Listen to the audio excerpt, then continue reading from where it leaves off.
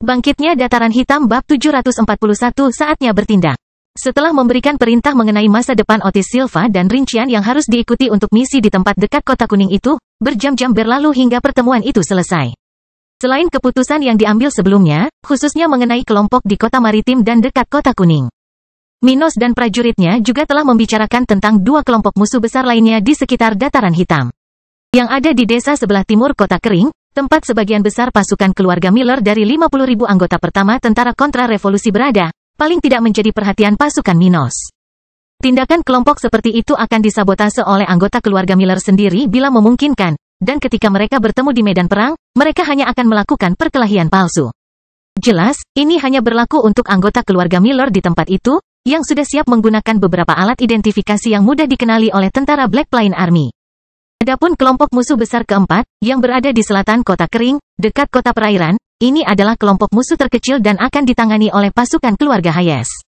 Namun seperti yang terjadi pada kamp musuh di dekat Kota Kuning, anggota keluarga Hayes hanya akan berusaha melenyapkan raja spiritual musuh. Pada awalnya, akan menarik untuk melenyapkan jenderal roh musuh karena orang-orang ini memang dapat mengancam Dataran Hitam jika ditambahkan ke pasukan mereka. Namun menghilangkan puluhan ribu dari mereka saat ini akan membutuhkan biaya yang besar, dan Minos tidak ingin menghabiskan terlalu banyak pasukannya pada tahap awal perang ini. Dan karena kekuatan regional ditentukan oleh Raja Spiritual, mengurangi jumlah spesialis di tentara kontra-revolusi sudah merupakan hal yang baik untuk momen awal perang kemerdekaan ini.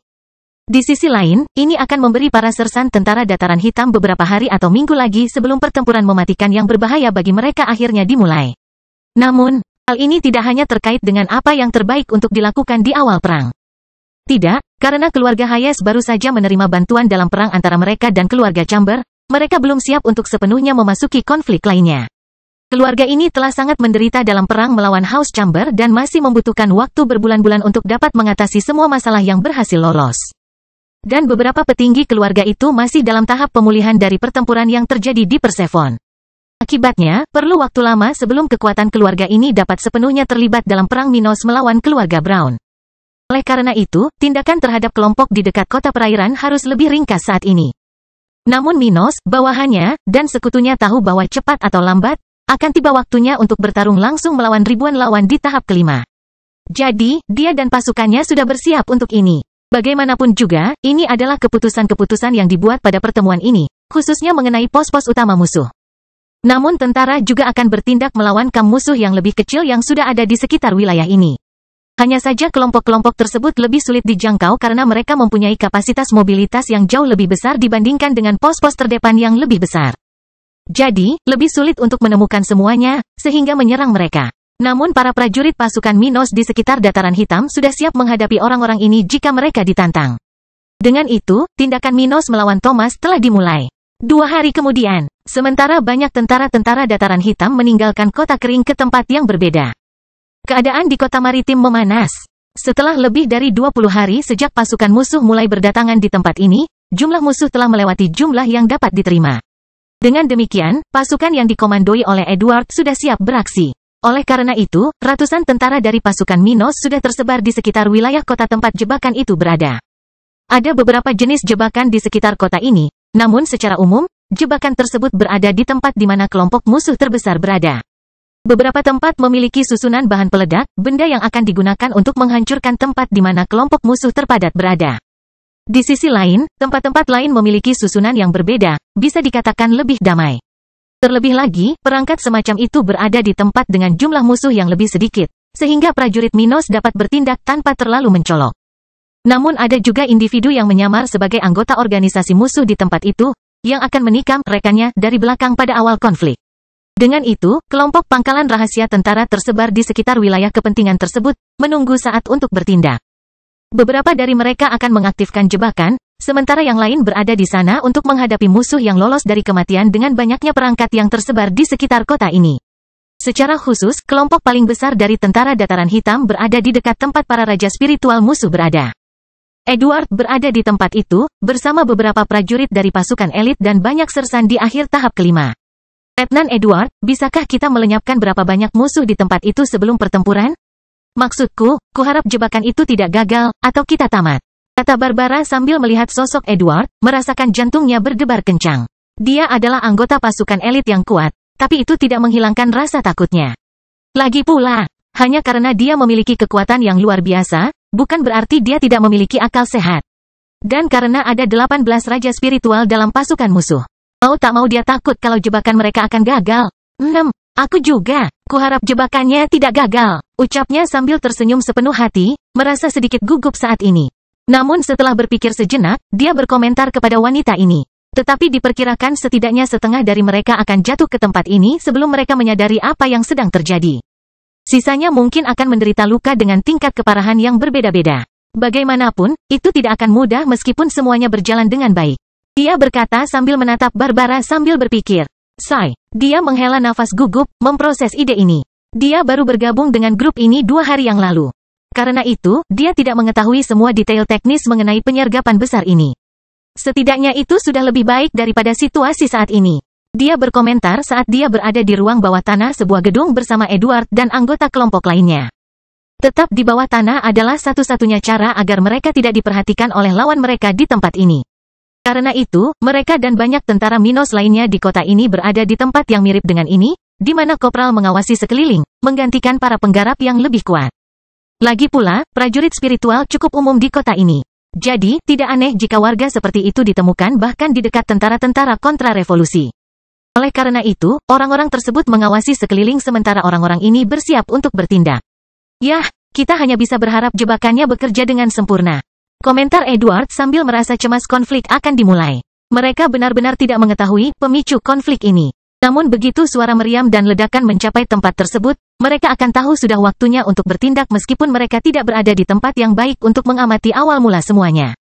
Saya berharap rekan-rekan kita di ketiga kapal musuh tersebut dapat bertindak cukup cepat untuk mempengaruhi beberapa lawan di awal konflik. Setelah itu, mereka tidak akan memiliki kesempatan itu lagi. Salah satu tentara berkomentar bahwa bagian tersulit dari rencana ini adalah peperangan laut.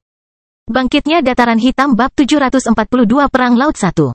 Saat Edward dan kelompoknya menunggu saat yang tepat untuk bertindak, puluhan kapal berada di area seluas beberapa ribu kilometer persegi, beberapa kilometer di lepas pantai setempat. Dari sekian banyak kapal tersebut, sebagian besar, tepatnya 34, merupakan kapal perang yang membawa lambang rumah kerajaan-kerajaan coklat, yang masing-masing terlihat ratusan pengawal kerajaan. Armada kerajaan ini tersebar di wilayah tersebut dengan pola tertentu, mengikuti seluruh pantai kota maritim, membentuk sabuk pertahanan di sekitar tempat ini.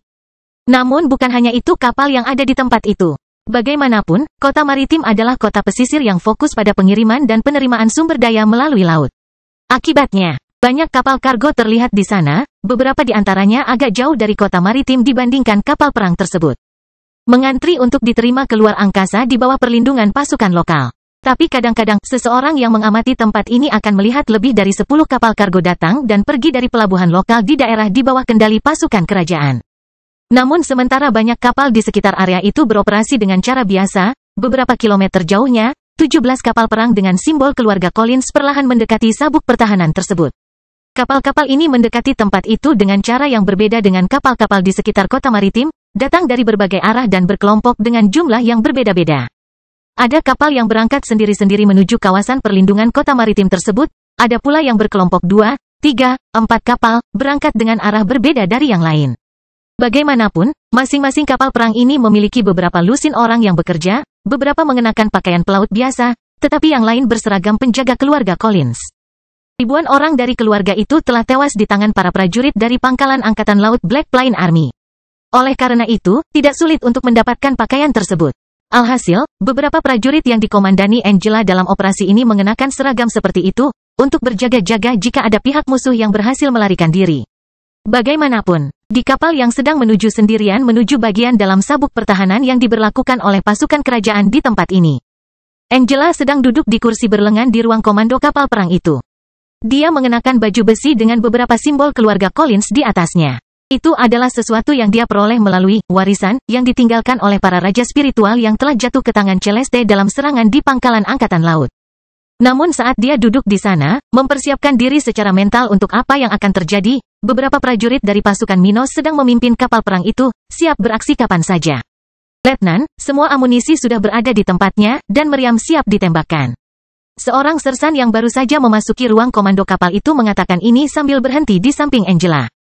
Semua kapal perang lainnya juga sudah siap beraksi. Oh itu bagus. Bagaimana dengan tentara kita yang menyusup ke musuh? Apakah ketiga kapal mereka sudah siap? Apakah posisi mereka tepat? Dia bertanya sambil berdiri dari kursi yang dia duduki. Sudah merasakan tulangnya retak. Tentara Dataran Hitam memiliki 3 kapal perang musuh yang sepenuhnya berada di bawah kendali mereka karena kru mereka adalah bagian dari penyusup di pengawal kerajaan. Sebelumnya kelompok pengawal kerajaan tersebut, individu yang kini tinggal di penjara kota kering, bertanggung jawab mengoperasikan kapal perang di sekitar pantai setempat. Karena itu, para prajurit Minos ini mewarisi pengabdian yang sama. Jadi, pasukan Minos menyamarkan orang-orang ini di 3 kapal musuh. Namun permulaan penyerangan sangat bergantung pada ketiga kapal perang tersebut karena penyerangan dari belakang yang direncanakan oleh tentara Minos di tempat ini sangat bergantung pada ketiga kelompok tersebut yang bertindak pada waktu yang tepat. Mereka tidak akan menjadi yang pertama menyerang karena hal ini tidak akan membawa banyak keuntungan. Namun mereka harus siap bertindak segera setelah konfrontasi dimulai, saat musuh Minos akan terfokus pada kapal perang yang dikomandoi oleh Angela. Oleh karena itu, Angela bertanya-tanya tentang ketiga kapal perang yang dikomandoi oleh tentara yang menyamar ini. Kapal-kapal tersebut sudah ditandai agar pasukan Angela tidak mencoba menyerang sekutunya sendiri. Oleh karena itu, mengetahui apakah mereka siap itu penting pada saat ini. Prajurit itu kemudian menjawabnya, "Ya, Letnan, mereka siap bertindak." Ketiga kapal yang dikomandoi oleh rekan-rekan kita itu dilengkapi dengan semua senjata yang siap menembak dan amunisi sebanyak yang mereka bisa bawa di kapal itu. Di sisi lain, mereka siap menyerang kapal lain di sekitar mereka, dekat pantai selatan kota maritim, segera setelah kita memulai konflik. Akhirnya, kapal perang musuh yang memiliki susunan bahan peledak yang ditanam oleh tentara kita berada di posisi paling utara, tempat kelompok terkecil kita berlayar. Setelah mendengar hal tersebut, Angela segera menanyakan hal terakhir yang penting baginya saat ini. Berapa banyak kapal musuh yang disabotase? Hanya 5. Jumlahnya tidak besar, tapi itu akan cukup membantu kita. Dia berkata sambil meninggalkan ruangan itu, menuju haluan kapal itu, di mana dia bermaksud untuk berkomunikasi dengan pihak musuh.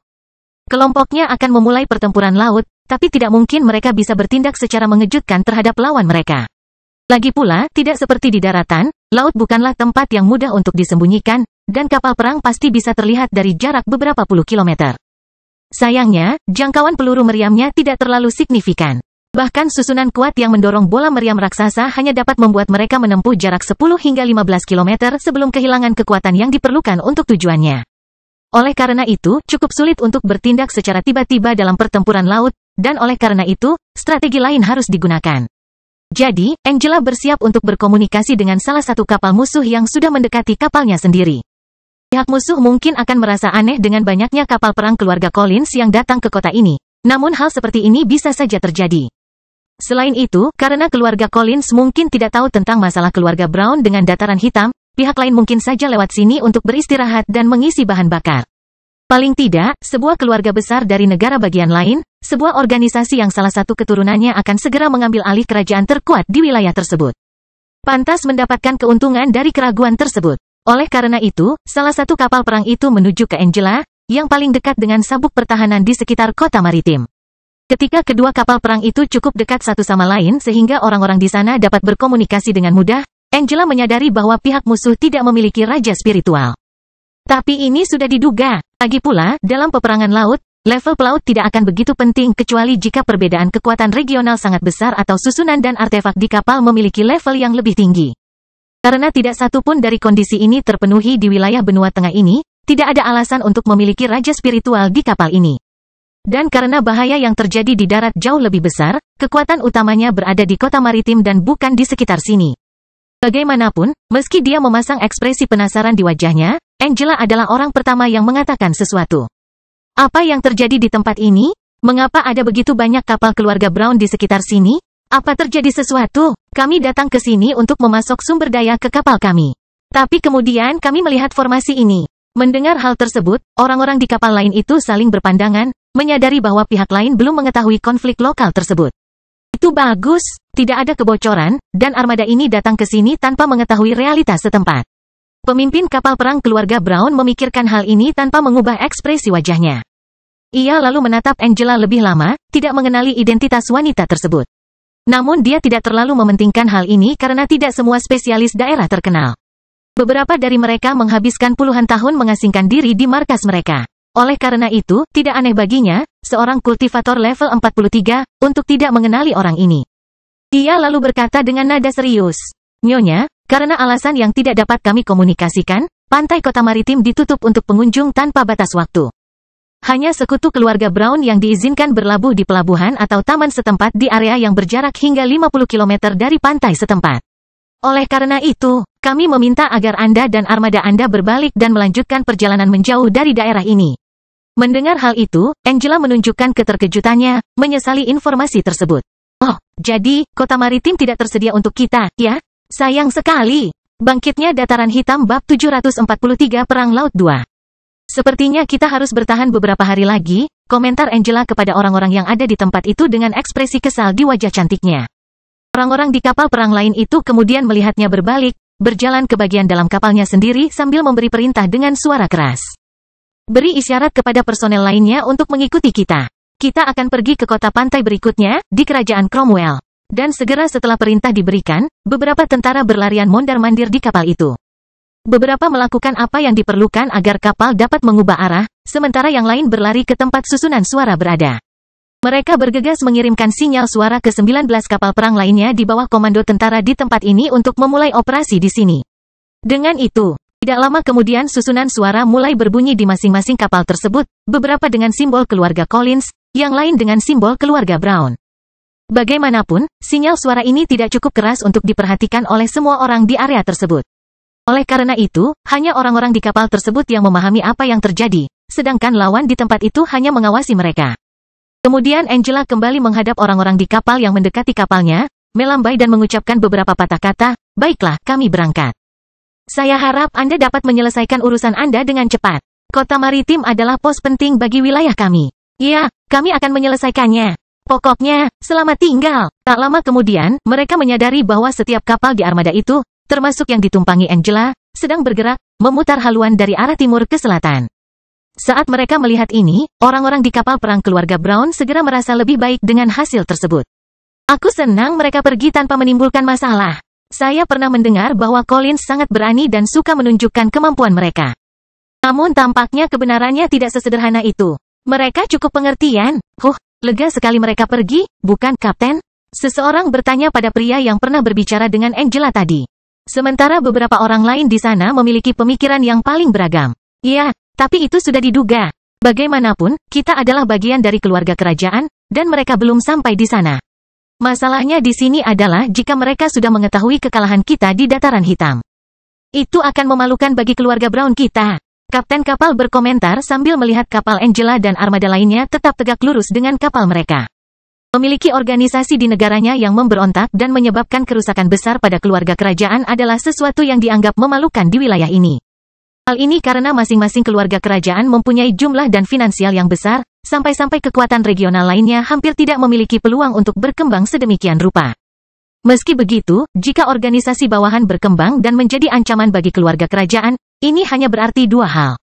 Entah bahwa keluarga kerajaan adalah sebuah aib, dijalankan oleh orang-orang yang tidak kompeten, yang bahkan membiarkan parasit berkembang hingga mengancam mereka, atau bahwa pihak lain sungguh mengesankan. Namun menjadi mengesankan sangatlah sulit. Oleh karena itu, jika keluarga kerajaan meminta bantuan dalam menghadapi musuh internal, maka organisasi tersebut tentu harus menanggung penghinaan karena dianggap tidak kompeten, lalai, dan sejenisnya. Di sisi lain, seseorang dengan citra kotor mungkin tidak begitu menakutkan atau terhormat sehingga mencegah tindakan tertentu hanya atas namanya. Artinya, akan lebih baik jika masyarakat mengetahui bahwa keluarga kerajaan tidak menoleransi hal-hal tertentu dan jika seseorang melanggar aturan tersebut, ia hanya akan menemui ajalnya. Tetapi jika seseorang dapat memberontak dan bahkan berkembang dalam ketenangan, berapa lama organisasi kriminal, orang-orang yang mengkritik keluarga tersebut, dan sebagainya akan takut terhadap kekuatan tersebut? Dihormati tidak jauh berbeda dengan memiliki kekuatan di dunia spiritual. Jika keluarga kerajaan ceroboh dan lambat bertindak, tidak akan lama lagi puluhan, bahkan ratusan, ribu orang mulai lepas kendali. Terlepas dari itu semua, orang-orang ini sangat menghargai gambar tersebut dan berusaha menyembunyikan kebenaran tentang apa yang terjadi secara lokal. Misalkan ada yang tidak beres di masa depan, dan suatu hari mereka perlu meminta bantuan. Dalam hal ini, mereka setidaknya bisa melakukannya karena mereka menghadapi lawan yang mengesankan dan bukan karena mereka tidak kompeten. Namun hingga saat itu, melindungi citra mereka sama pentingnya dengan melawan kaum revolusioner. Setidaknya mereka akan menjaga citra yang kuat di mata warga daerah. Bagaimanapun, sementara orang-orang di kapal perang sebelumnya merasa lega melihat kelompok Angela bersiap untuk berangkat, hal yang sama terjadi di hampir semua 34 kapal keluarga Brown itu. Kecuali 3 kapal di bawah komando tentara Black Plain Army, semua orang di kapal keluarga kerajaan tersebut merasa tekanannya berkurang dengan memperhatikan pergerakan 17 kapal perang tersebut.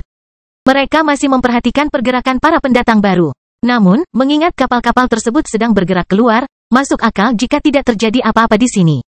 Jadi, orang-orang di daerah itu jauh lebih santai saat ini. Haha, untung saja itu kapal perang keluarga Collins. Jika itu kapal yang tidak berkarakter, menurutku kita mungkin akan mendapat masalah. Ngomong-ngomong, apakah pengkhianat itu punya armada angkatan laut? Mustahil. Memproduksi kapal perang tidaklah mudah. Dan hanya sedikit organisasi di wilayah kami yang mampu melakukannya pada tingkat yang sama dengan kami. Oleh karena itu, jika dia membeli sesuatu, kami akan menyadarinya. Beberapa orang membicarakan hal ini di salah satu kapal perang di sekitar sabuk pertahanan yang melindungi pantai kota maritim. Di sisi lain, akan menjadi tantangan bagi organisasi bocah itu untuk berhasil mencuri kapal perang yang levelnya sama dengan kita.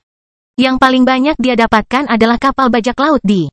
Orang yang sama seperti sebelumnya hendak mengatakan ini ketika tiba-tiba suara khas menyebar ke seluruh area itu, datang dari 5 kapal keluarga Brown. Saat suara itu datang, Angela melompat dari kapal yang ditumpanginya, menuju ke arah musuh yang berada di dekatnya, sekaligus mengedarkan energinya, siap bertarung. Itu adalah awal dari semuanya.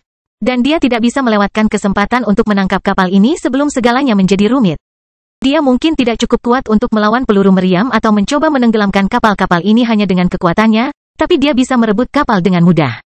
Satu-satunya hal yang perlu dia lakukan adalah menemukan jalan masuk ke kapal seperti itu. Setelah melakukan itu, kecuali ada seseorang yang lebih kuat darinya di kapal yang diserang, dia bisa membunuh setiap anggota kru di sana dan kemudian menaklukkannya. Jadi, ketika dia mendengar karakteristik pengapian dari susunan 5 kapal yang bergema di area itu, dia segera melakukan apa yang harus dia lakukan untuk mencapai tujuan itu.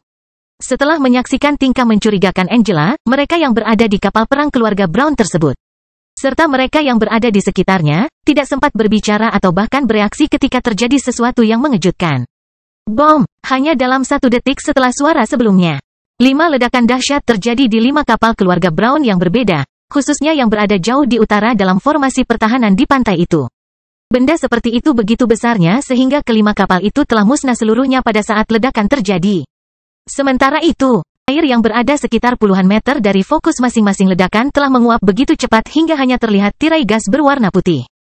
Namun, tidak ada satupun jeritan kesakitan yang meninggalkan area di mana kapal-kapal tersebut berada. Hanya suara ledakan yang menggelegar yang sampai ke telinga orang-orang di sekitar ketika setiap awak kelima kapal itu langsung berubah menjadi debu.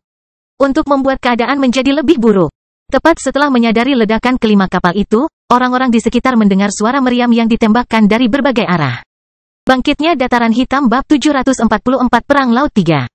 Kabum, kabom, puluhan meriam ditembakkan dari 17 kapal berlambang keluarga Collins itu, diarahkan ke 20 kapal perang musuh. Pada saat ini, peperangan laut tentara dataran hitam melawan armada keluarga kerajaan akhirnya dimulai. Ini bukan hanya awal dari konfrontasi laut, tetapi juga awal dari konfrontasi di darat. Lagi pula, pada saat ini, para prajurit yang menyusup ke kota itu mau tidak mau memperhatikan suara keras meriam. Dengan itu, api peperangan di tempat ini dengan cepat mulai terbentuk.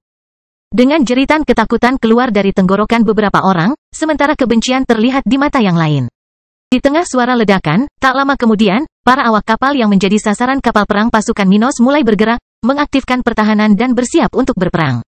Brengsek, apakah para bajingan Collins itu benar-benar ingin menantang kita? Orang bodoh yang sombong, apakah mereka benar-benar mengira mereka adalah lawan kita hanya karena salah satu dari mereka menjadi pewaris kerajaan ombak? Bajingan, kami akan menghancurkan kalian semua. Sialan, hancurkan musuh. Beberapa orang di sekitar kapal tersebut mulai mengutarakan pendapatnya yang bertentangan dengan Collins saat mereka sedang mengerjakan pertahanan dan memulai serangan balik. Mereka tidak tahu bagaimana kelima kapal mereka meledak, tetapi karena pihak lain menyerang mereka secara terang-terangan. Orang-orang di 26 kapal perang itu hanya bisa bertindak sebagai tanggapan terhadap hal ini. Itu mungkin rencana keluarga Collins. Namun, semua ini tidak menjadi masalah bagi orang-orang yang memimpin kapal perang keluarga Brown ini. Yang penting sekarang hanyalah bertarung, melihat siapa yang memiliki kekuatan paling luar biasa, dan kemudian menyerahkannya kepada para penyintas untuk menyelesaikan segala pembalasan. Namun saat orang-orang di 26 kapal keluarga Brown bersiap untuk mengambil tindakan terhadap 17 kapal musuh, sesuatu yang tidak terduga terjadi di belakang mereka. Kabum! Tepat sebelum kelompok keluarga Brown sempat membalas, 3 kapal mereka mulai menembaki armada mereka sendiri, bukan musuh mereka. Tak hanya itu, masing-masing dari ketiganya sudah terisi penuh dengan senjata, begitu pula dengan musuh yang telah menyerang dengan kekuatan maksimal sejak awal pertarungan. Brengsek, orang-orang ini menyusup ke pasukan kita. Seseorang di salah satu dari 26 kapal itu berteriak ketakutan, menyadari strategi musuh ketika sebuah peluru meriam datang ke arah awaknya. Tetapi bagi orang seperti itu, sudah terlambat untuk melakukan apapun. Bola meriam seperti yang ditembakkan dalam konfrontasi ini tidak terlalu berat. Namun, karena akselerasinya, mereka sangat cepat sehingga mereka bisa menghancurkan hampir semua hal yang menghalangi mereka bahkan sebelum pihak lain sempat bereaksi. Karena itu, tepat setelah dia selesai mengucapkan kata-kata itu dan merasakan getaran yang kuat menjalar ke seluruh tubuhnya, pria itu menghilang dari dunia ini. Saat bola meriam melewatinya seolah-olah dia bukan siapa-siapa. Jika siapapun di sekitar dapat melihat benda seperti itu dalam gerakan lambat, seolah-olah ketika tubuhnya menyentuh bola meriam itu, benda itu langsung hancur. Tapi peluru meriam itu tidak peduli hanya pada seekor ikan kecil, dan kecepatannya tidak melambat sama sekali dengan rintangan kecil ini. Sebaliknya, ia hanya mengikuti jalur aslinya hingga akhirnya meledak menjadi bagian yang tak terbatas ketika bertabrakan dengan bagian tertentu dari kapal tersebut. Ledakan. Dengan ledakan ini, puluhan orang di kapal tersebut terluka. Sementara yang lain menghilang begitu saja dari dunia ini, seperti kasus manusia sebelumnya. Namun, beberapa orang menderita kerusakan serupa hanya pada bagian tubuh mereka dan sekarang menjerit kesakitan karena mereka menjadi semakin putus asa. Lenganku tersangkut. Seseorang berteriak ketika dia mencoba menarik lengan kirinya dari bagian struktur yang berubah bentuk akibat serangan sebelumnya. Tolong bantu aku, kakiku robek. Bajingan, sialan kau, Collins. Dan beberapa jeritan muncul dari tenggorokan para korban musuh internal, termasuk para penyusup. Di sisi lain, tidak hanya orang-orang yang diserang yang terkejut dengan semua yang terjadi di sekitarnya. Orang-orang di kapal kargo di kawasan pantai itu juga sama terkejutnya, tidak mengerti apapun yang terjadi di sini. Sebagian besar, orang-orang ini bukan berasal dari kerajaan coklat dan tentu saja hanya mengetahui sebagian dari masalah lokal. Sebagai sekutu atau mitra dagang keluarga Brown, mereka setidaknya harus mengetahui sedikit tentang permasalahan lokal. Namun konfrontasi antara keluarga Collins dan House Brown sungguh tidak terbayangkan. Bahkan informasi orang dalam yang mereka miliki tidak memberikan petunjuk apapun tentang terjadinya konflik. Seperti ini, apa yang terjadi dengan orang-orang ini? Mengapa semua ini terjadi begitu tiba-tiba? Salah satu kapten di sekitar bertanya kepada orang-orang di kapalnya. Seseorang berjubah bangsawan berdiri di samping orang tersebut kemudian mengamati banyak ledakan, kekacauan, bola meriam yang bergerak bolak-balik dari tempat itu dan mengambil keputusan. Kapten Philip, ayo pergi. Saya punya firasat buruk tentang hal ini. Menurutku tidak aman bagi kita untuk tinggal di sini. Dia berkata dengan nada serius, merasa bahwa tinggal di tempat ini akan menjadi cara tercepat untuk membunuh mereka. Lagi pula, tidaklah bijaksana untuk ikut campur dalam konflik orang lain. Dan tidak hanya orang-orang di kapal kargo ini yang berpikiran demikian. Tetapi banyak orang lain di sekitar yang sudah bersiap untuk menjauh dari area itu. Apapun alasan terjadinya konflik tersebut tidak melibatkan mereka. Dan mereka tidak akan ikut serta dalam konflik ini tanpa diperintahkan. Di sisi lain, mereka hanya berada di kapal kargo. Kapal dengan persenjataan dan pertahanan yang buruk dibandingkan dengan kapal perang. Jadi, mereka bahkan tidak mempunyai kemampuan minimal untuk terlibat dalam konflik semacam itu. Dengan begitu, sudah waktunya mereka meninggalkan area itu. Bagaimanapun, merupakan kejutan besar bahwa keluarga Collins melakukan tindakan ini. Aku ingin tahu apa motifnya. Apakah ada lebih dari yang terlihat di sini? Seseorang yang mengenakan setelan bangsawan dengan simbol elang laut mengatakan ini dengan kagum. Mungkin aku harus meminta tim untuk menyelidiki perbuatan terbaru kedua keluarga ini. Mungkin aku bisa mendapatkan cerita hebat di sini? Saat kapal barang tersebut mulai menjauh dari fokus pertempuran, Angela baru saja menyusul kapal musuh yang ia tumpangi sebelumnya. Hanya beberapa detik telah berlalu sejak semuanya dimulai. Tetap saja, api telah menyebar ke area luas di mana puluhan kapal saling menyerang saat ini. Dan ketika teror perang menyebar ke wilayah maritim itu, dia berhasil mendarat di haluan sasarannya tepat setelah serangan yang dilakukan oleh anggota Black Plain Army yang menyamar. Saat dia tiba di sana, kelompok musuh di kapal itu sangat ketakutan dengan hal ini. Meskipun mereka memiliki kekuatan untuk menggunakan kapal itu untuk melawan musuh, ini tidak berlaku untuk situasi yang mereka alami saat ini. Akibatnya, beberapa dari mereka sudah berusaha berlari ke sisi kapal untuk melarikan diri dari tempat ini dan mungkin bertahan hidup. Mereka bisa bergabung bersama dalam upaya melawan Angela. Tapi perbedaan level mereka terhadapnya begitu signifikan sehingga tak seorang pun di sana punya harapan untuk selamat dari upaya semacam itu. Oleh karena itu, hanya jalan keluar yang tersisa bagi orang-orang ini, yang ingin hidup lebih lama. Melihat hal tersebut, Angela hanya tersenyum melihat ulah oknum tersebut sembari mendengar suara ledakan yang datang dari tempat lain di luar pantai kota maritim. Sepertinya kelompok di darat sudah memulai pergerakannya. Jadi, dia berpikir dalam hati, saat tangannya menari dan tombak es yang panjang muncul di sekelilingnya di atas tempatnya berdiri. Maaf teman-teman, tapi ini adalah akhir dari segalanya untukmu. Jangan terlalu berharap untuk bertahan hidup selama aku di sini.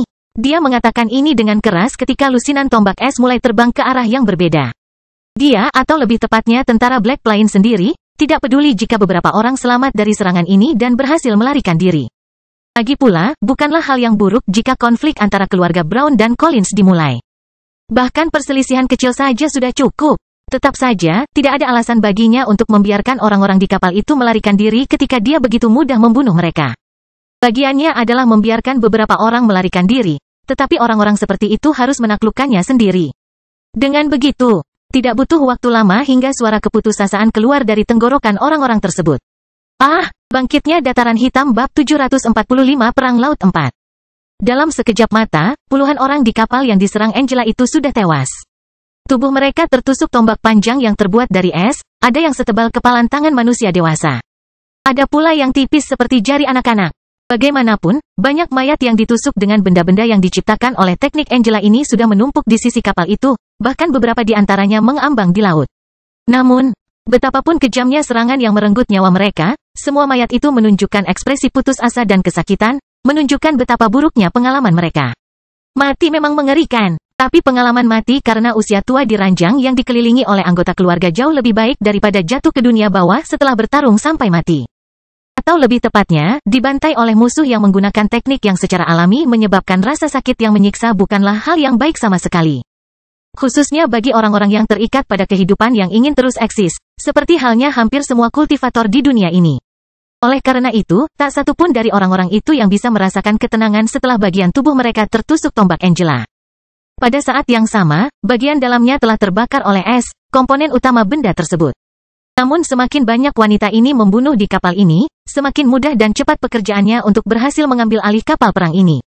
Karena itu, tidak butuh waktu lama baginya untuk menghadapi semua orang di bagian terluar kapal musuh itu dan kemudian mengakhiri keberadaan kru tersebut.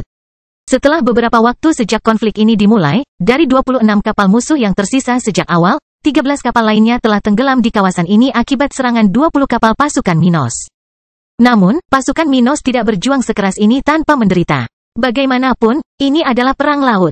Terlepas dari strategi dan angka, teknik atau hal-hal seperti keterampilan individu tidak penting di wilayah seperti itu. Akibatnya, mereka tidak dapat melewati semua ini tanpa menderita kerugian. Mereka bahkan berhasil mengurangi kerugian mereka cukup banyak di tempat ini, karena strategi tentara dataran hitam. Fakta bahwa mereka menyerang terlebih dahulu, melakukan sabotase dan anggota internal, semuanya telah membantu mereka meningkatkan peluang mereka. Tapi meninggalkan tempat ini tanpa bekas luka adalah hal yang mustahil. Gara-gara itu, 3 kapal pasukan kota kering sempat tenggelam di kawasan pesisir kota maritim ini. Membawa puluhan jenazah prajurit hingga ke dasar laut. Namun meskipun bagian awal pertempuran sangat mengejutkan, dengan tembakan meriam dari kedua belah pihak di wilayah pesisir tersebut. Tidak lama kemudian kedua belah pihak kehabisan amunisi. Konflik laut bukanlah hal yang umum terjadi di wilayah ini. Di sisi lain, peluru meriam itu sendiri, adalah barang mahal yang menghabiskan banyak biaya untuk unit dan pengoperasiannya. Barang-barang yang dibutuhkan untuk meriam adalah benda-benda yang dibuat oleh pandai besi dan ahli susunan. Dan sebagai susunan, benda-benda ini memiliki karakteristik umum dari benda-benda tersebut, yaitu mengonsumsi energi spiritual agar berfungsi, khususnya menjadi lebih efisien dengan mengonsumsi energi langsung dari kristal dan bukan dari atmosfer. Oleh karena itu, penggunaan persenjataan ini sangat mahal. Akibatnya, tidak banyak meriam di kapal ini, juga tidak ada bola meriam. Jadi, ketika melakukan pertempuran seperti itu, selama satu pihak selamat dari serangan pihak lain, jalannya pertempuran akan berubah, dan akan ada peluang untuk pertarungan yang lebih adil, atau untuk melarikan diri. Jadi, setelah beberapa menit peperangan laut yang intens, kedua belah pihak akhirnya menenangkan tindakan mereka ketika tidak ada lagi peluru meriam yang terbang di sekitar wilayah pantai itu. Sayangnya, meski tidak ditenggelamkan, beberapa kapal terapung yang tersisa itu mengalami kerusakan parah pada saat-saat awal pertempuran ini.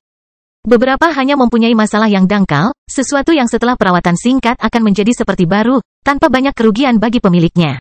Namun sebagian besar kapal lainnya rusak parah, dan mustahil bagi orang-orang di sana untuk melarikan diri dari tempat itu dengan aman menggunakan kapal tersebut. Itu karena sumber listrik yang digunakan alat transportasi tersebut. Kapal di dunia spiritual dapat bergantung pada 3 sumber kekuatan untuk bergerak melalui perairan. Salah satunya adalah kekuatan yang disediakan oleh susunan, yang paling umum digunakan pada sebagian besar kapal di wilayah benua tengah ini. 2 alternatif lainnya adalah menggunakan kekuatan mekanik manusia atau binatang untuk memindahkan struktur tersebut. Binatang laut lebih efisien dalam melakukan hal ini karena alasan yang jelas. Namun di wilayah ini, tidak ada organisasi lokal yang menggunakan benda seperti itu, karena alasan sederhana yaitu mereka tidak mampu menjinakkan binatang laut.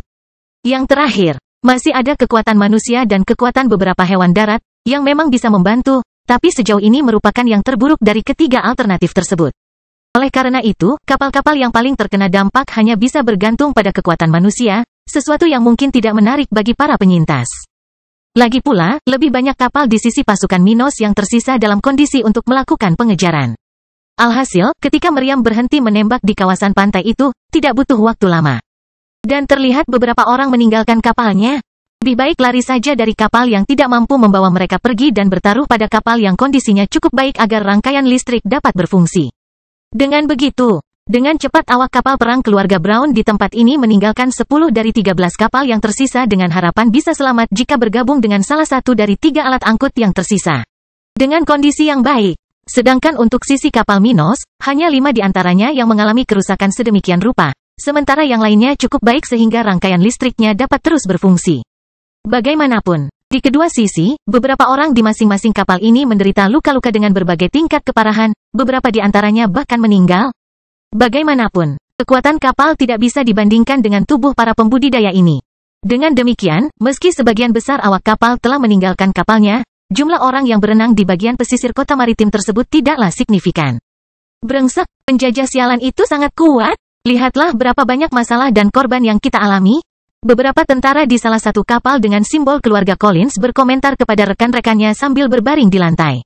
Ya, tapi pihak musuh memiliki hampir 2 kali lipat jumlah kita pada awalnya. Tapi sekarang mereka melarikan diri hanya dengan 3 kapal, sedangkan kita 12 di antaranya dengan kondisi berlayar. Kata orang lain, melihat sisi baiknya dari semua itu. Tetap saja, kita tidak bisa dengan mudah jatuh ke tangan musuh-musuh ini, setiap orang mati kita bernilai puluhan milik mereka. Tidak ada yang bisa dilakukan. Kita harus mengalahkan musuh meskipun itu sedikit merugikan kita. Lebih baik kehilangan 1 jari saja daripada kehilangan seluruh tangan. Seorang lelaki tua berkomentar ketika dia melihat tentara yang terluka di kapal itu. Itu adalah kenyataan yang kejam. Tapi itulah dunia yang mereka tinggali, dan berpikir bahwa hal seperti itu tidak adil, atau hal seperti itu tidak akan mengubah apapun. Itu hanya akan menjadi cara untuk melarikan diri dari kenyataan tanpa menghasilkan buah baik yang mungkin akan mengurangi beban kerugian mereka. Kehilangan rekan di medan perang sungguh mengerikan. Banyak di antara mereka yang lebih dari sekedar orang asing, anggota dari organisasi yang sama. Beberapa adalah teman lama, dan beberapa bahkan merupakan pasangan dekat. Namun mati demi memperjuangkan cita-cita Anda jauh lebih baik daripada hidup bertekuk lutut, mungkin seperti seorang budak yang hidup demi tuannya dan bukan untuk dirinya sendiri. Lebih baik mati dalam pertempuran atau bahkan kehilangan rekan baik di medan perang daripada menempatkan keluarga Anda dalam bahaya kematian, penyiksaan, pemerkosaan, perbudakan, dan sebagainya. Semua yang mereka lakukan adalah untuk keluarga atau diri mereka sendiri. Oleh karena itu, orang-orang ini memahami betul bahwa betapapun menyakitkannya, terkadang menginjak darah rekan mereka adalah bagian dari kehidupan di dunia yang kejam ini. Mendesah. Apa yang harus kita lakukan sekarang? Haruskah kita mengejar para buronan ini? Seseorang bertanya sambil melihat ke arah ketiga kapal itu, di mana semakin banyak orang yang mendekati mereka, berenang. Biarkan mereka lari. Lagi pula, kita tidak akan bisa mengejar mereka. Orang yang lebih tua di sana berkata ketika dia ingat bahwa kapal mereka dan musuh mereka tidak jauh berbeda. Oleh karena itu, pengejaran dalam kondisi saat ini mungkin hanya akan menimbulkan kerugian tanpa manfaat. Daripada mengejar mereka, kita harus mengambil kesempatan ini dan mengumpulkan semua mayat, serta kapal-kapal rusak yang tertinggal. Itu mungkin membuat kita cukup kuat, ucap orang yang sama mengomentari perintah yang ditinggalkan Angela sebelum berangkat menuju kota maritim. Bangkitnya Dataran Hitam bab 746 Penyergapan Besar 1.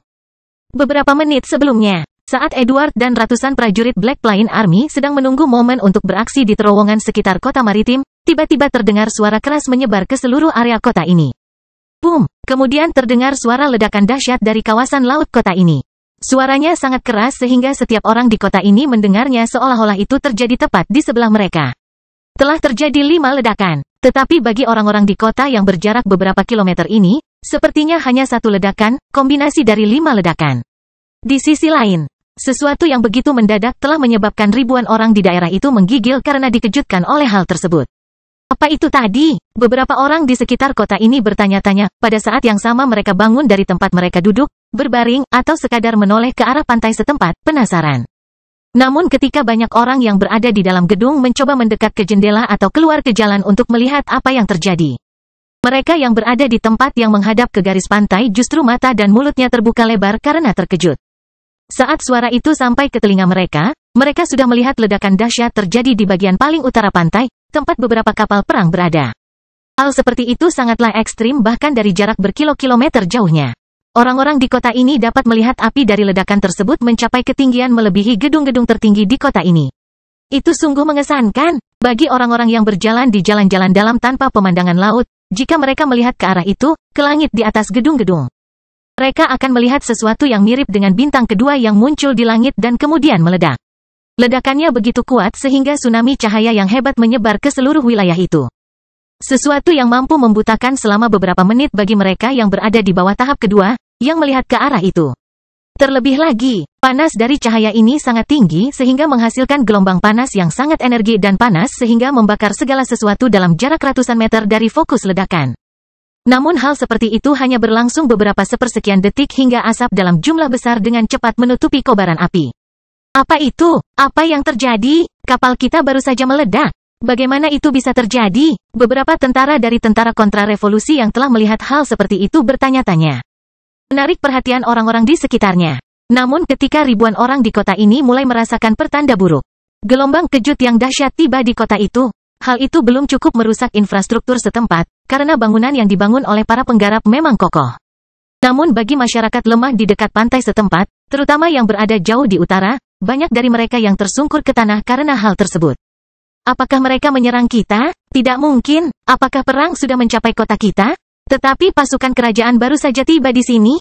Orang-orang di sekitar pesisir kota ini bertanya-tanya. Karena mereka merasa harus lari ke rumah dan bersembunyi. Itu semua sangat aneh. Namun karena pasukan lokal telah meluncurkan program upaya perang untuk warga setempat, banyak yang sudah mengetahui bahwa hal-hal aneh bisa saja terjadi. Tidak hanya itu, banyak yang menyadari dengan cepat apa yang terjadi karena program ini dan segera kembali ke rumah mereka. Adapun para pemimpin tentara kontra-revolusi di kota ini, setelah mendengar ledakan hebat itu, mereka menjadi bingung seperti halnya warga. Namun karena lokasinya jauh dari pantai, dampak yang mereka rasakan tidak terlalu besar, dan tidak satupun dari mereka yang pernah melihat ledakan terjadi.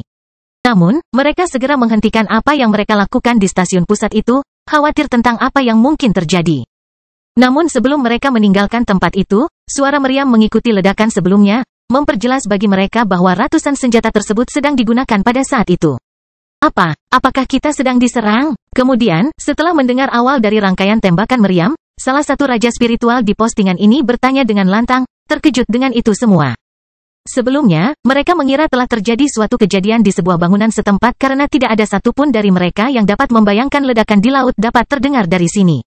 Namun saat mereka hendak mengirim seseorang untuk pergi dan melihat apa yang terjadi, suara meriam terdengar di telinga mereka. Dan karena suara seperti itu sangat khas, masing-masing orang dapat menyadari bahwa masalahnya jauh lebih besar dari yang mereka bayangkan. Sial, apakah kita? Salah satu dari mereka hendak mengatakan sesuatu, tapi suara khas bergema di area tempat mereka berada saat itu juga.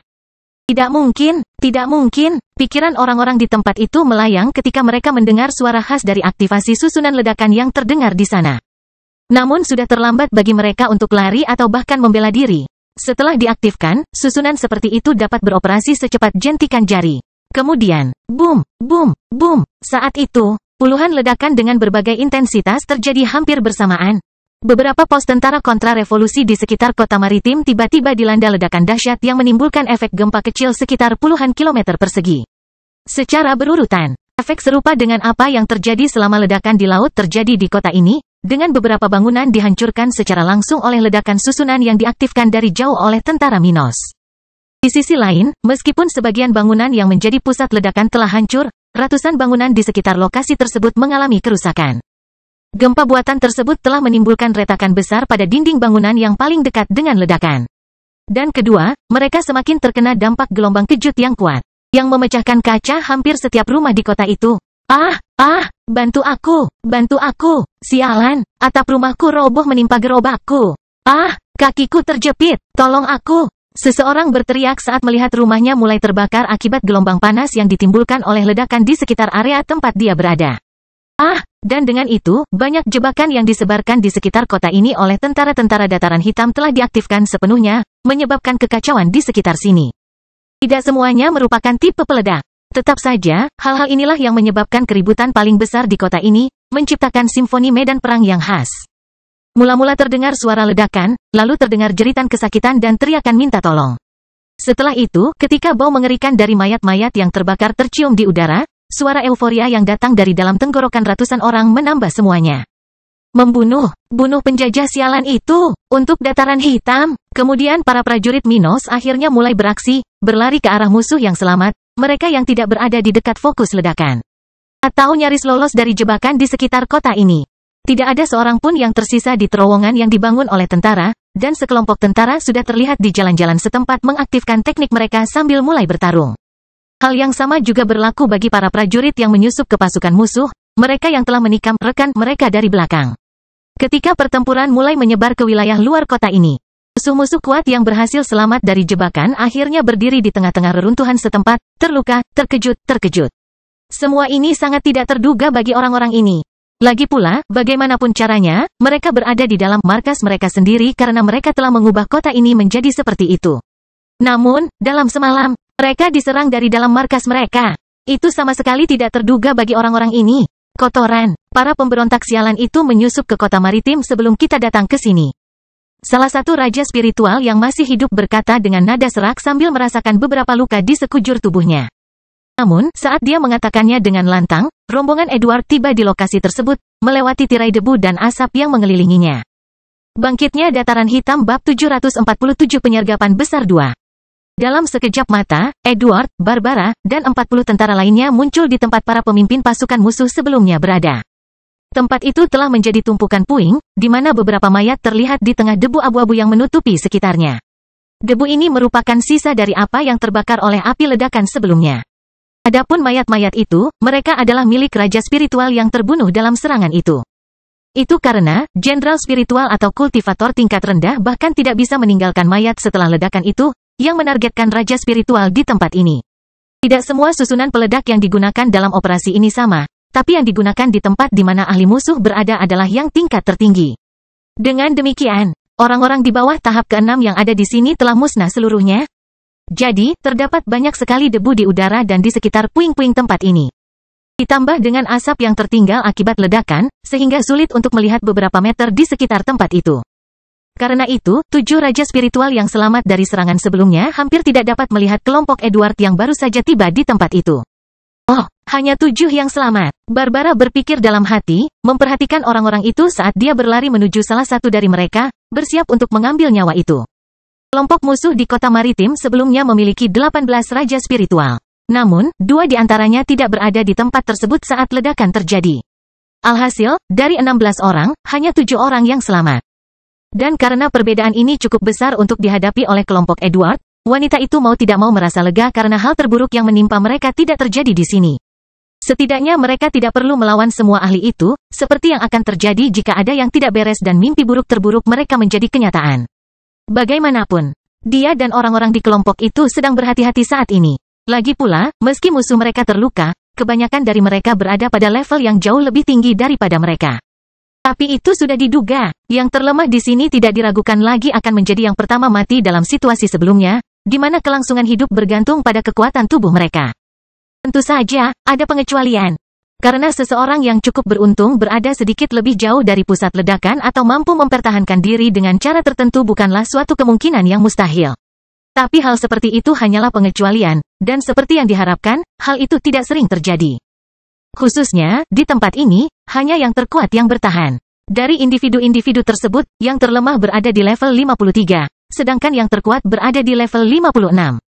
Namun meski selamat, sebagian besar dari orang-orang tersebut mengalami luka parah, ada yang hilang bagian tubuhnya, ada pula yang mengalami patah tulang terbuka. Mereka tergeletak di berbagai titik di area reruntuhan itu. Pada saat yang sama, tubuh mereka hanya ditutupi oleh bagian logam dari armor mereka, karena semua pakaian di tubuh mereka telah terbakar habis. Dan hanya satu dari mereka yang terlihat tidak terlalu tragis, yang level 56. Dia tampaknya tidak mengalami luka luar yang berarti, karena seluruh tubuhnya menjadi sangat merah, karena iritasi oleh api ledakan sebelumnya. Dan Edward, yang terkuat dalam kelompok tentara dataran hitam di tempat ini, tidak luput dari perhatiannya. Orang itu akan menjadi kesulitan terbesar di sini.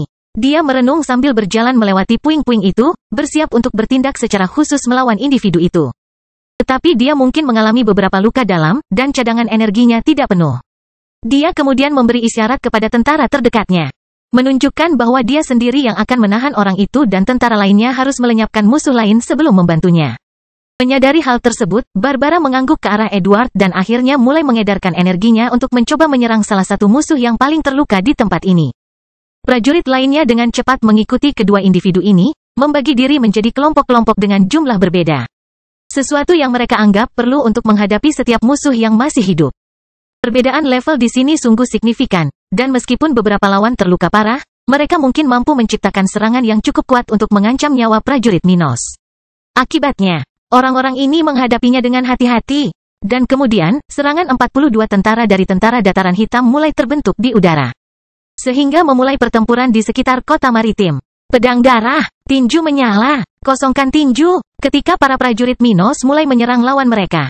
Tidak lama kemudian ketujuh orang yang selamat itu merasakan serangan kuat datang ke arah mereka. Sebelumnya mereka tidak menyadari kehadiran musuh di sekitar, karena mereka masih dalam kebingungan. Sesuatu yang diharapkan setelah apa yang mereka derita. Dan karena aksi kelompok Edward sangat cepat, individu-individu ini, bahkan yang terkuat di sana, baru menyadari tim seperti itu di sekitar ketika serangan kuat sudah menyerbu ke arah mereka. Brengsek, bersiaplah, semuanya, musuh menyerang kita. Yang terkuat di sana berteriak, memperingatkan teman-temannya ketika dia merasakan sakit di sekujur tubuhnya dan mencoba untuk bangun. Dia tidak terlihat terluka parah dari luar. Tetap saja, dia menderita kerusakan internal yang menyebabkan dia merasakan sakit yang luar biasa dan membatasi pergerakannya.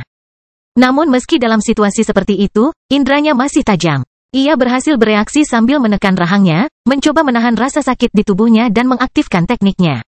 Pada saat yang sama, 6 raja spiritual lainnya dari pasukan kontra-revolusioner keluarga Brown ini terbelalak, dipenuhi kebencian dan kemarahan. Banyak di antara mereka yang mengetahui bahwa situasinya sangat buruk dan bahwa pertempuran di lingkungan mereka masing-masing adalah hal yang mengerikan. Sebab, cederanya bisa bertambah parah. Bergantung pada sejauh mana hal ini berlangsung, orang-orang ini mungkin memiliki keterbatasan selama sisa hidup mereka atau bahkan meninggal. Oleh karena itu, mau tak mau mereka merasa benci pada para pemberontak sialan yang mencoba menyerang mereka saat ini.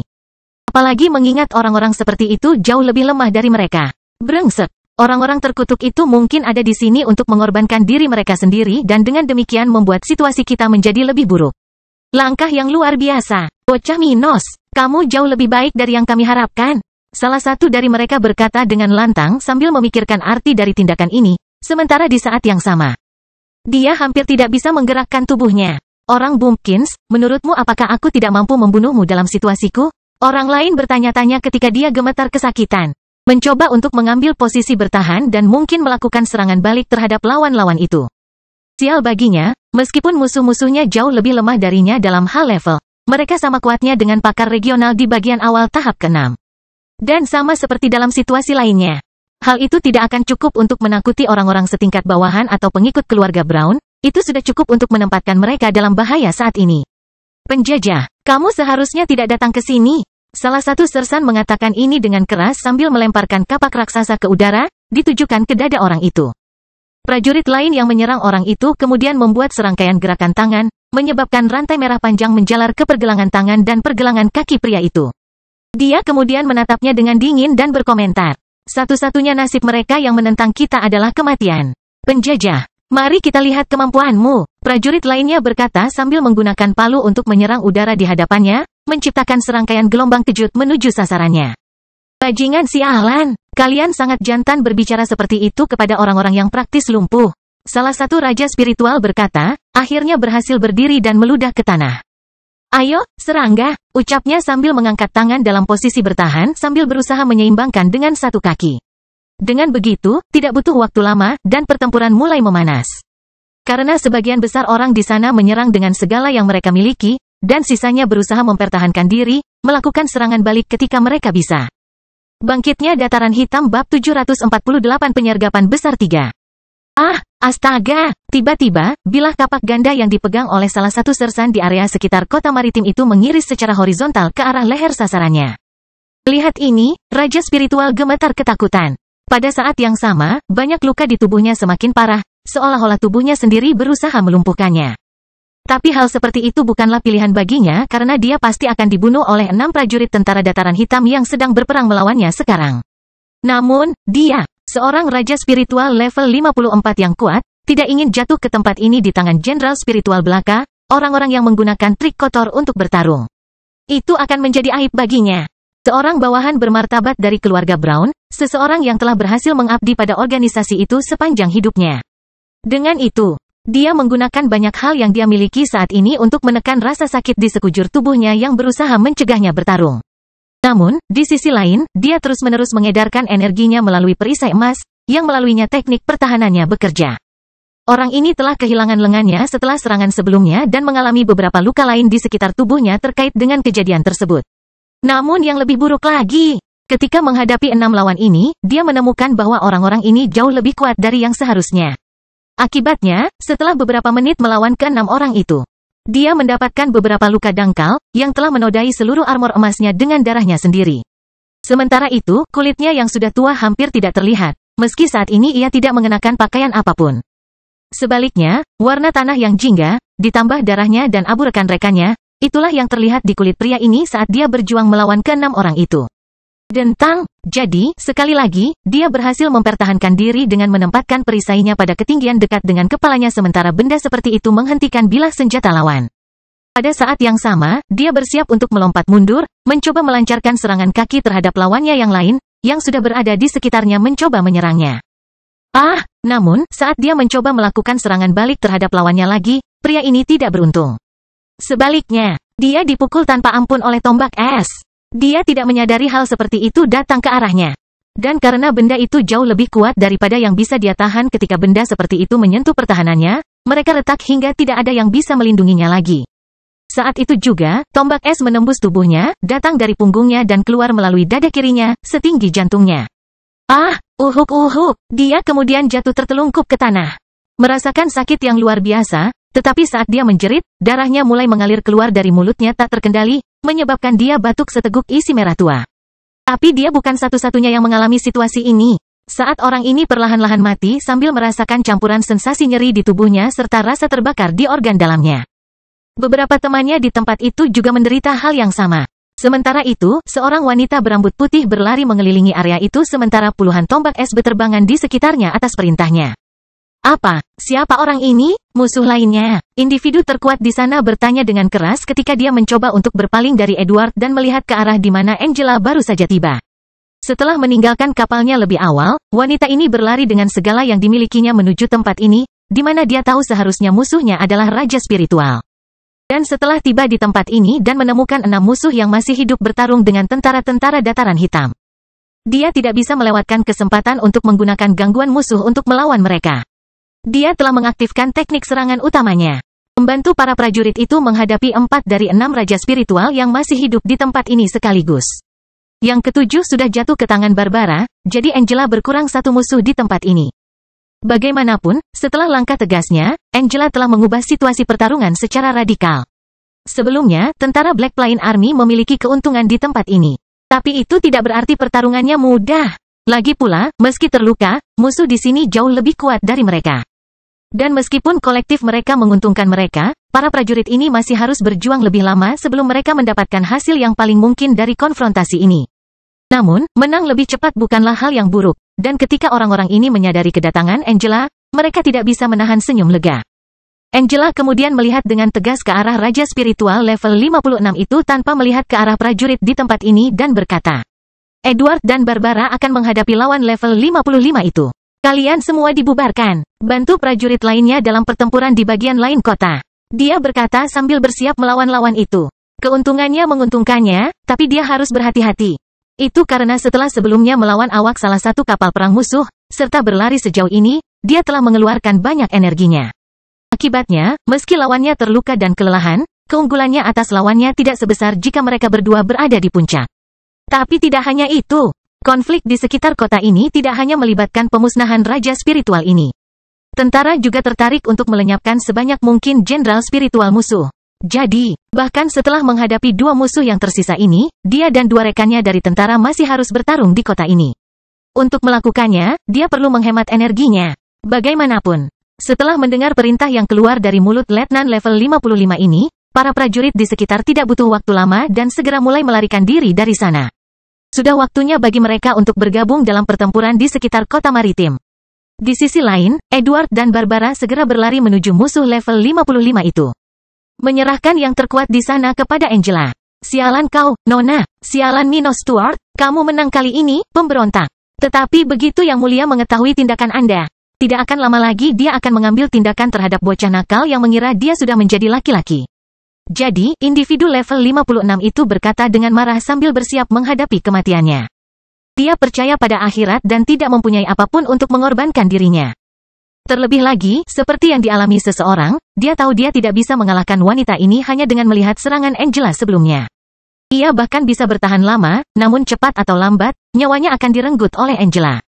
Itulah perbedaan antara kekuatan mereka dan kondisi tubuh mereka.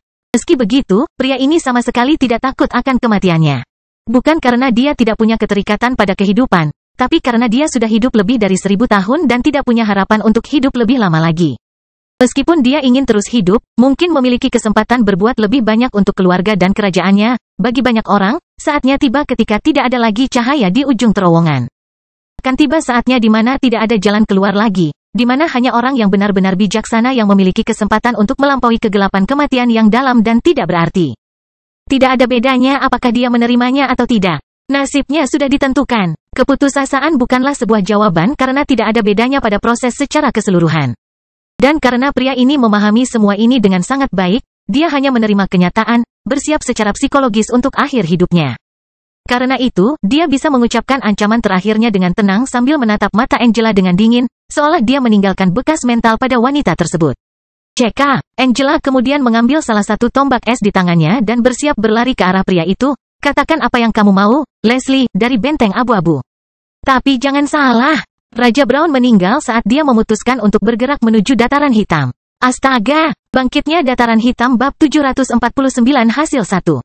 Dengan cepat pertarungan di mana Angela, Edward, dan Barbara berkembang, dengan ketiganya bertarung sengit melawan dua lawannya. Setelah kepergian 40 tentara itu, Edward dan Barbara dengan cepat menang melawan lawan mereka. Sebaliknya, Angela telah melemahkan lawannya dengan sekuat tenaga. Orang seperti itu siap mati.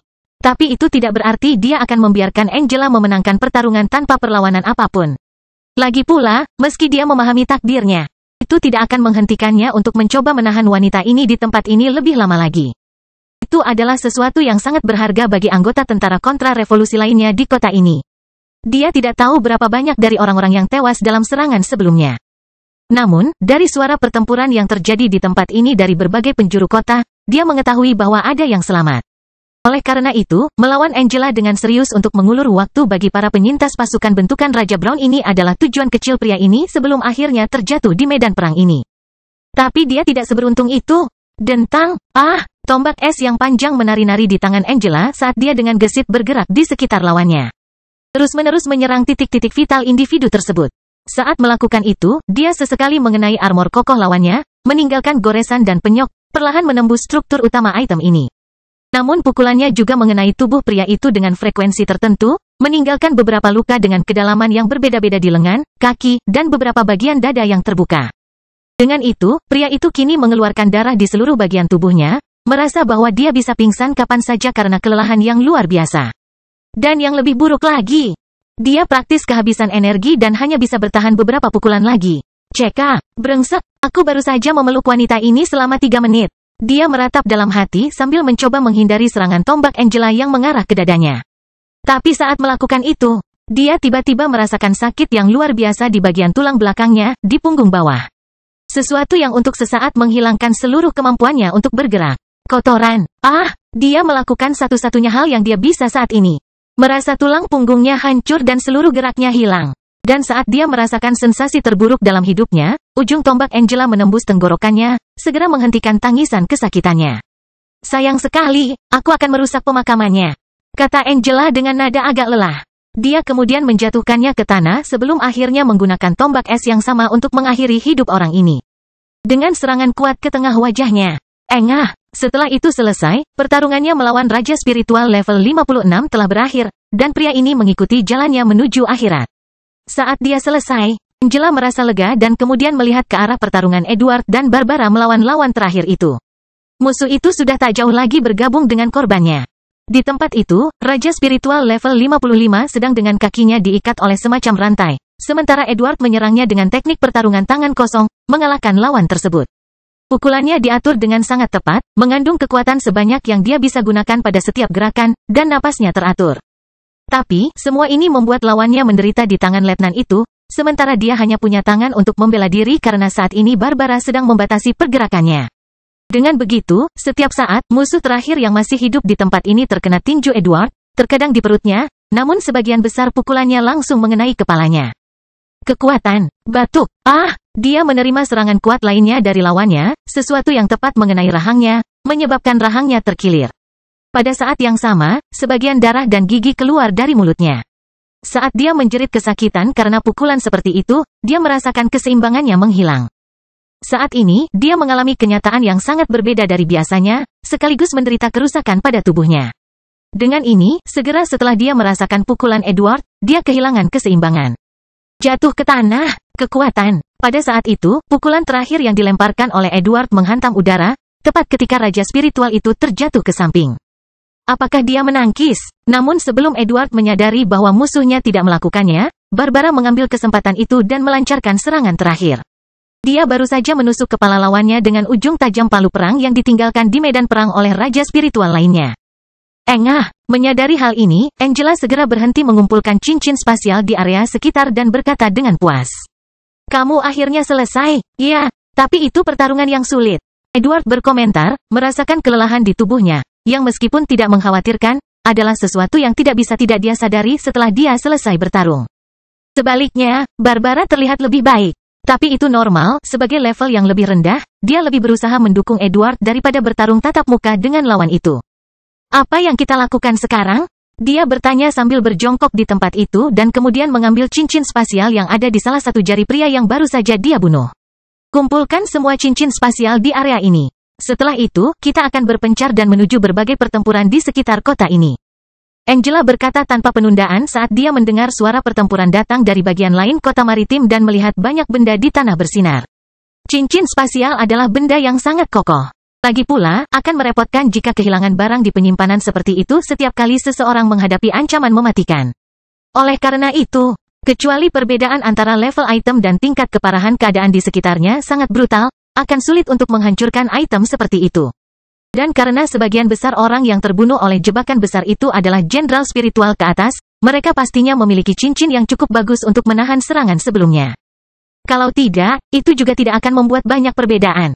Lagi pula, jika beberapa orang bahkan tidak memiliki cincin spasial yang layak, barang-barang di dalam penyimpanan tersebut tidak akan terlewatkan. Mengetahui hal ini, orang-orang tersebut segera mulai mengumpulkan cincin spasial tanpa pemilik di area tersebut, yang tidak memakan waktu dan tidak sulit. Cincin spasial memiliki spiritualitasnya sendiri, seperti benda apapun yang diproduksi oleh para ahli profesi spiritual. Oleh karena itu, sangatlah mudah untuk mengidentifikasi benda-benda ini melalui indera spiritual para kultivator. Oleh karena itu, mengumpulkannya hanya membutuhkan sedikit usaha, sesuatu yang mudah bagi para pembudidaya sekuat ketiganya. Karena itu, Angela memutuskan untuk mengumpulkan barang-barang tersebut sebelum meninggalkan tempat ini untuk melawan sisa penjajah yang masih hidup di kota ini.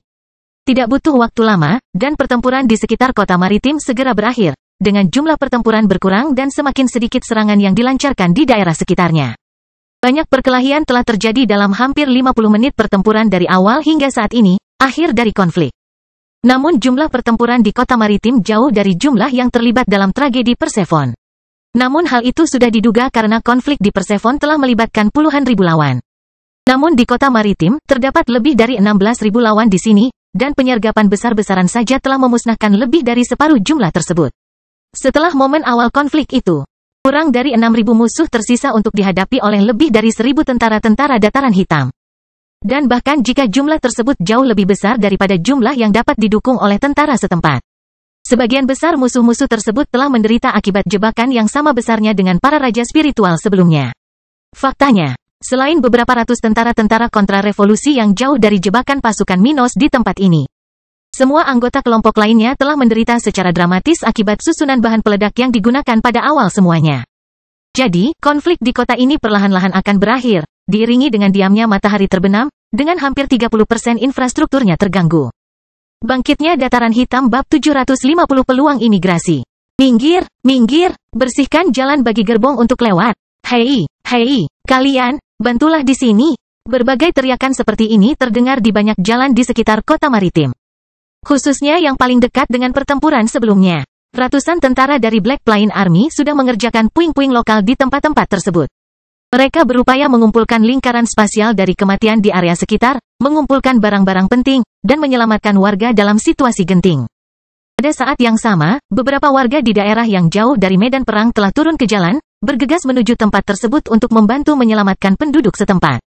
Banyak dari orang-orang ini telah diperingatkan tentang kemungkinan migrasi ke kota kering, dan inilah alasan mengapa mereka tidak ada ketika keadaan menjadi rumit. Apalagi mereka tahu apa yang harus mereka lakukan di kota maritim jika hal serupa terjadi hari ini.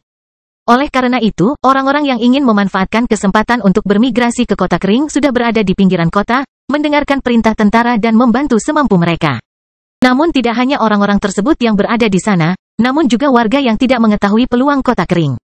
Bagaimanapun, selalu ada keluarga, teman, atau bahkan orang asing yang bersedia membantu dalam situasi tragis seperti itu. Meski begitu, meski baru beberapa menit berlalu sejak pertempuran di sekitar kota ini berakhir, jalanan setempat sudah sibuk. Banyak gerbong yang mondar-mandir, dan beberapa orang berada di sekitar lokasi yang paling terkena dampak. Ya ampun, saya tidak pernah menyangka hal sebesar ini bisa terjadi di kota kami. Seorang wanita tua berkomentar kepada orang-orang yang penasaran di sekitar saat mereka menyaksikan penyelamatan di tempat yang dulunya terdapat bangunan berlantai 5. Namun kini hanya tersisa puing-puing. Ini benar-benar sebuah tragedi. Tetapi hal yang paling mengesankan adalah pasukan keluarga kerajaan kalah dalam konfrontasi. Orang lain di dekatnya berkomentar kaget ketika dia melihat beberapa mayat mengenakan baju besi dengan simbol keluarga Brown. Ada banyak mayat di sekitar lokasi. Faktanya, banyak dari mayat tersebut yang ditumpuk oleh tentara Minos di berbagai titik sekitar kota ini sebagai langkah untuk memudahkan pengumpulan barang. Namun berbeda dengan apa yang terjadi di masa lalu, bawahan Minos di tempat ini tidak bersiap untuk membakar mayat-mayat tersebut. Karena mereka terburu-buru meninggalkan tempat ini dan mempunyai rencana lain untuk kota ini. Lagi pula, setelah apa yang mereka lakukan di tempat ini, keluarga kerajaan mungkin akan melakukan segalanya untuk memulihkan wilayah mereka dan membalas kerugian mereka. Dan para prajurit itu mempunyai banyak hal lain yang harus dilakukan di tempat ini, sementara mereka hanya mempunyai sedikit orang yang bisa bertugas. Bagaimanapun, para prajurit tidak hanya melakukan pekerjaan penyelamatan pengumpulan sumber daya. Beberapa juga menerima pertolongan pertama, sudah dikirim dengan gerbong ke kota kering. Banyak dari mereka yang terluka. Beberapa berada dalam kondisi yang sangat buruk sehingga hanya pergi ke rumah sakit umum akan memberi mereka kesempatan untuk bertahan hidup tanpa merusak kekuatan mereka. Hal yang sama juga terjadi pada banyak orang yang diselamatkan di tengah kehancuran lokal. Sayangnya, beberapa berada dalam kondisi yang sangat buruk dan bahkan tidak dapat mencapai kota kering. Oleh karena itu, beberapa dari orang-orang ini berbaring di atas tandu di pinggiran daerah yang hancur, menunggu akhir hidup mereka. Tetapi kondisi lainnya tidak terlalu buruk, dan dengan bantuan awal dari para prajurit, beberapa dari mereka telah pulih dari kebingungan dan beristirahat di berbagai titik di kota ini. Namun demikian, ketika beberapa tentara melakukan tugas ini, yang lain sudah mencoba berkomunikasi dengan penduduk yang masih hidup tentang kemungkinan yang ada di depan mereka. Di salah satu alun-alun utama kota maritim, ribuan orang sudah berkumpul di sekitarnya, karena sebelumnya program upaya perang menetapkan hal seperti itu harus terjadi setelah terjadi konflik. Warga sekitar yang sudah mengetahui tentang kota kering jelas tidak perlu datang ke sini. Jadi, mereka sudah diperingatkan sebelumnya untuk mengikuti protokol lain jika terjadi sesuatu. Adapun warga lain yang berada di pinggiran daerah yang hancur, mereka telah diperingatkan untuk pergi ke alun-alun tersebut serta ribuan orang di tempat tersebut. Tapi keinginan bebas itu ada. Karena orang-orang ini penasaran dengan kerugian akibat konflik sebelumnya, para prajurit pasukan Minos hanya bisa berharap bahwa mereka akan mengetahui pesan tentara tersebut dengan cara lain. Dapat dimengerti bahwa tidak semua orang akan menghormati protokol dalam situasi seperti ini. Meski begitu, tentara juga tidak punya waktu untuk menyia-nyiakan kesempatan kedua. Ketika tiba waktunya untuk pergi, mereka yang tidak bersama mereka hanya akan mengandalkan keberuntungan mereka sendiri. Bagaimanapun, ketika banyak warga masih belum berada di sekitar alun-alun setempat, seorang tentara sudah berkomunikasi dengan orang-orang di sekitar di salah satu tempat tersebut. Warga kota maritim, suaranya menyebar ke seluruh area itu, membungkam banyak percakapan. Sebaliknya, banyak mata yang ketakutan melihat ke arah beberapa individu yang mengenakan seragam tentara hitam, berdiri di atas sebuah patung besar. Namaku Alvin, dan aku bagian dari tentara dataran hitam. Tentara dataran hitam? Hei, apa yang orang ini bicarakan? Apa itu tentara dataran hitam? Itu mungkin musuh yang dilawan keluarga kerajaan di dataran hitam. Seseorang yang lebih pintar berkomentar. Menyadari siapa yang telah melakukan tindakan tersebut di kota maritim. Kebanyakan dari mereka tidak mengetahui banyak tentang kekuatan di kota kering karena perang antara keluarga kerajaan dan Minos baru saja dimulai dan berada pada titik pengumpulan pasukan. Jadi, tanpa adanya cerita perang yang beredar di wilayah tersebut, akan sulit bagi banyak warga biasa untuk memahami nama organisasi musuh kerajaan tersebut. Prajurit sebelumnya melanjutkan, kami dari tentara dataran hitam ingin memberitahu Anda tentang masa depan Anda. Meneguk, hari ini, seperti yang bisa Anda amati, kami dengan paksa menyerang ribuan tentara dari pasukan penyerang di kota Anda.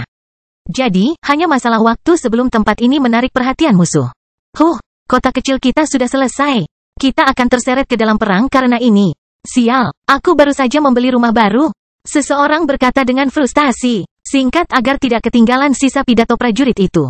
Jadi, kita harus mengevakuasi kota itu secepat mungkin. Jadi, Anda warga kota maritim memiliki pilihan sulit yang harus diambil di depan Anda. Kami melihat dua opsi untuk Anda. Larilah dari dataran hitam dan dengan demikian ambil risiko melakukan perjalanan tanpa perlindungan melalui wilayah tersebut. Atau bermigrasi ke kota kering. Di sana kami memiliki peluang dan perlindungan untuk Anda masing-masing. Kami memiliki jaminan lapangan kerja, kualitas infrastruktur yang lebih baik dari kota ini. Perumahan yang siap menyambut Anda, dan masih banyak lagi. Namun, yang terpenting, kami memiliki kubah raksasa dengan susunan pertahanan tingkat menengah tingkat 2 yang melindungi seluruh kota. Dan bahkan jika beberapa dari kalian khawatir dengan keamanannya, aku dapat memberitahumu bahwa lebih dari 50 raja spiritual sudah tinggal di kota kering saat ini. Jadi, meskipun seseorang menemukan cara untuk menembus pertahanan kita, kota kita masih memiliki kekuatan yang kuat untuk melakukan serangan balik. Pokoknya siapapun yang berminat, pergilah ke pintu keluar utama kota. Dan di sana kamu akan dipandu bagaimana cara bermigrasi ke kota kering. Tentukan pilihanmu, dan jangan menyesalinya. Dia berkata dengan sungguh-sungguh, menyelesaikan apa yang harus dia komunikasikan. Mendengar hal ini, masa mulai membicarakan hal ini dengan penuh semangat. Banyak orang yang berteriak tentang kemalangan mereka, karena tiba-tiba meninggalkan rumah mereka. Terlebih lagi, mereka tidak tahu apakah mereka bisa mempercayai orang-orang dari tentara dataran hitam itu. Bagaimanapun juga, organisasi ini adalah musuh kerajaan Brown. Bisakah mereka dipercaya? Di sisi lain, bepergian melalui bagian utara benua tengah hampir merupakan hukuman mati, atau lebih buruk lagi, perbudakan. Bagi mereka yang tidak memiliki level yang cukup untuk melakukan perjalanan semacam itu. Oleh karena itu, kini mereka berada di persimpangan jalan, harus memutuskan antara dua pilihan yang, menurut sebagian besar dari mereka, akan selalu berujung pada kematian. Apa yang harus dilakukan sekarang? Nah, sekarang saatnya bertaruh.